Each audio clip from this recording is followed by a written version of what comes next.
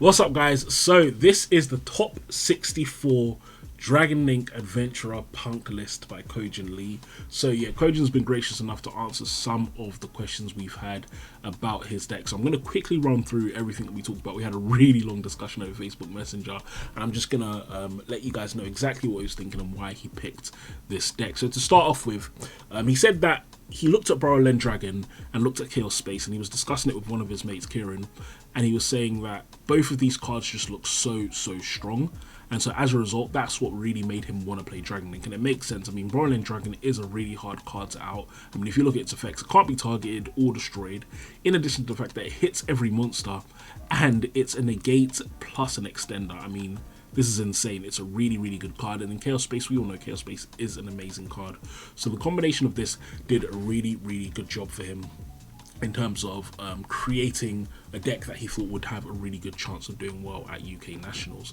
Now, in addition to that, he said his matchups were mostly good. The only bad matchup he really thought he might have had would have been Despia, but luckily enough, he didn't really have to deal with Despia throughout the tournament. He only had one Despia matchup. So in general, the end board he was aiming for was going to be Borderland plus Baron plus IP and Savage Dragon with Snow Engrave. Now, that's an amazing board in itself. And the worst thing about that board as well is your opponent is going to need multi-layered disruption to deal with it. Unless you have a Dark Ruler No More or Droplets, there's no way you're out on that Borderland.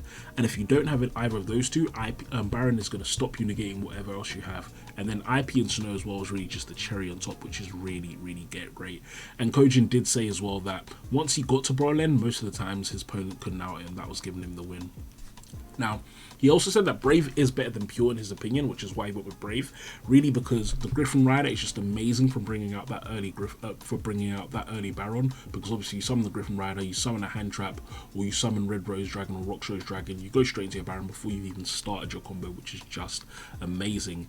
And then in addition to that, he was like going first or second, just having all of these really powerful spell bombs and starters that he could use was huge. And that was another really good thing about having the Brave engine. I mean, if you look at his deck, he's got 3 Right, 3 Chaos Space, 3 Quick Launch, 3 E-Telly. All of these cards are 1 card full combo, 1 or 1.5 card full combo.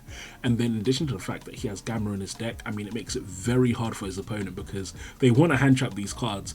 But if they hand trap these cards and he has Gamma, it's really problematic. And if he has 2 of these cards in his hand, I mean, completely ridiculous. His opponent has no chance. And so his general goal going second was really just bait out all of those negates and then access code or Borderland to OTK his opponent after that. Moving on, for the hand traps, he picked 3 Neb, 3 Gamma, 3 Droll, and 3 Ash, and he said he just wanted high impact hand traps. Now, the worst one for him was going to be that Nibiru. He said that if he could choose, he would go to Vela, especially because Vela is normal summonable to make Hulk and do his combo. However, in general, he was happy with his hand trap choices, and again, yeah, we're really seeing this format that one hand trap is not usually enough. You need either a really big impactful hand trap like Nibiru, like Gamma, or you need some sort of floodgate hand trap like Droll. Otherwise, your opponent's just going to keep comboing through it. And he said on the flip side, he didn't really find that getting hand trap was an issue for him in general. Unless it was Droll, he usually had enough gas to keep going, and then his Brave engine obviously did the job of baiting out hand traps, and so that made it very hard for his opponents to stop his plays going through. Now, and then also of course he's got his Baron play potentially before he even starts comboing. Now, when he's going second, his main siding cards were going to be that Dark Ruler and Mine. He thought Mine was going to be good in theory, however he did see a lot of Brave, so Mine wasn't as good, and he wasn't necessarily expecting that, but that happened to be the case. And then in general, it's just kind of what we expected. Twin Twister to hit those back row decks. He's got the Flounder out, Token Collector Sword Soul, D-Barrier because it's good. Kawaki Mairi Drago, obviously a really good card. This is amazing for both the Drytron and Despia matchups, which is why he puts it in. It never came up for him. Obviously, like he said, he only played 1 Despia for the tournament, but still very good. So if he was to change, he said he'd probably take out 3 Nibiru, put in 3 Vela, take out 2 of the Mine and take out the Draco, and just put the Nibirus there instead. That would be his changes. Now, why did he specifically go for a 50 card deck? And we've seen this in combo decks before. He said essentially, and I mean, he gave me some real hardcore stats as well. So he did his research on this. But essentially, he was saying that he doesn't really want to draw any of the bricks and things like that in his deck, so going to that higher number is better. And he calculated that he had a 78% chance of opening one of his starters after doing 12 hands, which is amazing when you think about a very consistent deck. So that was a big reason why he went up to the 50 card deck. Now, in addition to that, another thing he said as well is Noctovision Dragon was a very, very high value card. Obviously, Noctovision summons itself for free when a Dark Dragon is special summoned, which essentially is when you go into your Striker Dragon, and that's amazing because level 7, again, that lets you go into your Baron plays very early in combat, which is amazing. So that was something he was doing a lot. And what's great as well is that he has the Z Armin and the Z Armin Punk plays often get him into his Dragon Link plays, which is great. So obviously he's going to go into his Z Armin plays, he's going to Chaos Reel and all of that.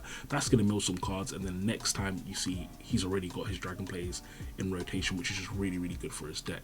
Now, he said the best hand trap in his deck was definitely Gamma.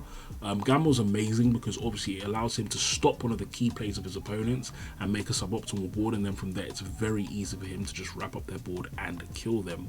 And he definitely had a really, really good experience with the Punk Engine. He said that, yeah, the Punk Engine was just really broken and did a huge amount for his deck.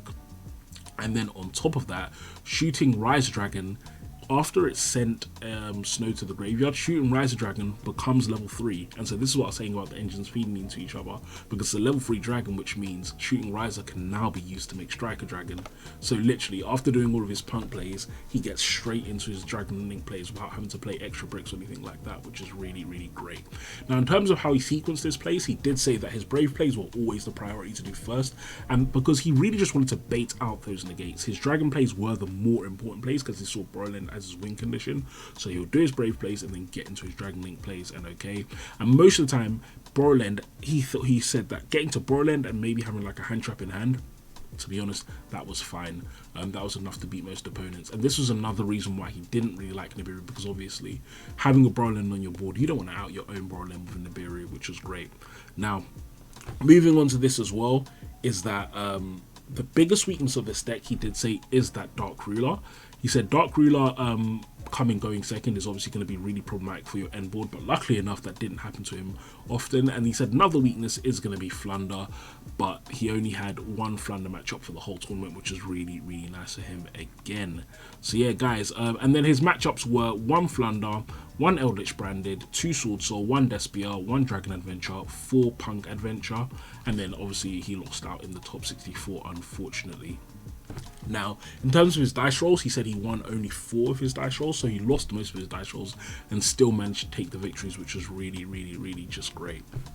But yeah, guys, so that is Kojin's list. Really, really awesome list. So guys, yeah, feel free to let me know if you have any more questions, and I'll pass them on to him, and I'm sure he'll be gracious enough to answer them again. But yeah, great job to you, Kojin, for taking this amazing result with this deck. It's great to see Dragon Link doing an amazing job again, and I'm sure we're going to see more of him in the future. So yeah, thank you all for watching. Peace.